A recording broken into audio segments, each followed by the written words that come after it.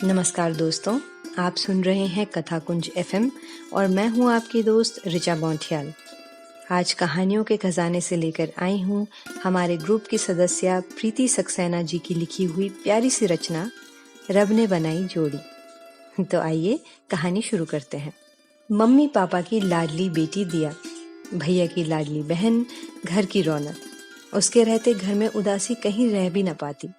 हमेशा खुशी और हंसी से गुलजार रहता घर। पढ़ाई होते ही लोगों ने पूछना शुरू कर दिया, दिया की शादी कब कर रहे हो?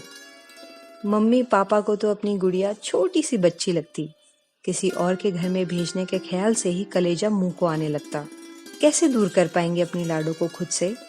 ये सोचकर ही दोनों की रातों की नींद ही गायब हो जाती। रिश्तेदारों के पास के शहर का एक संभ्रांत परिवार और लड़के का पता चला। लड़का भी शानदार नौकरी में था। सब तरफ से संतुष्ट होकर उन्होंने रिश्ता लेकर जाने का विचार किया। बढ़िया मिठाई का डब्बा लेकर पहुंचे। लड़के वालों ने उम्मीद से ज्यादा स्वागत और सत्कार किया। अभिभूत होकर लौटे, मन में अपार शांति और संतुष्टि।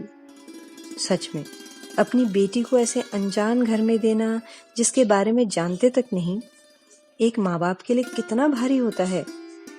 एक बेटी के माता पिता ही समझ सकते हैं। शादी की बात आगे बढ़ने लगी। लड़का लड़की को एक दूसरे से परिचय भी करा दिया गया। पसंदगी भी जाहिर हो गई थी।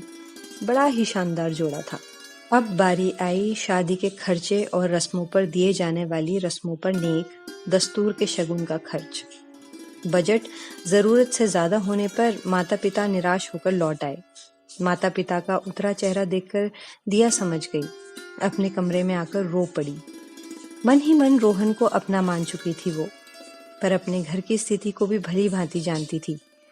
पिता भरसक प्रयत्न करते पर जरूरत से ज्यादा बोझ उठाने में असमर्थ हो गए। धीरे धीरे घर का माहौल शांत सा होने लगा।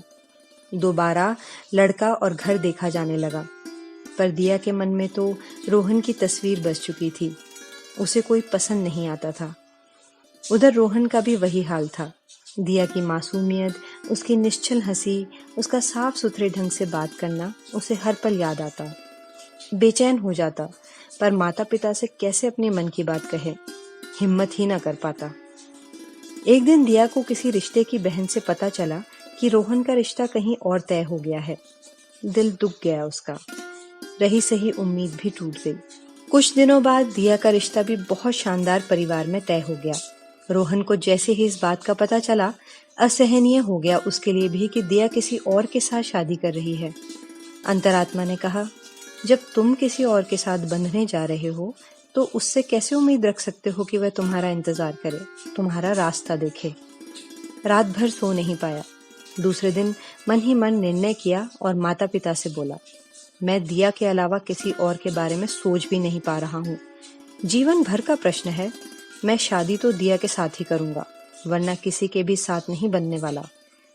ये कहकर घर से बाहर निकल गया। माता पिता को भूल समझ आई। क्या फायदा ऐसी रस्मों और रिवाजों का जहां अपने बच्चे ही खुश ना हो। अपने बच्चों की खुशी से बढ़कर और कुछ नहीं। उन्होंने देर न करते हुए तुरंत लड़की वालों के घर गए। माफी मांगी। लड़की वाले भी समझदार थे, वस्तु स्थिति को समझ गए।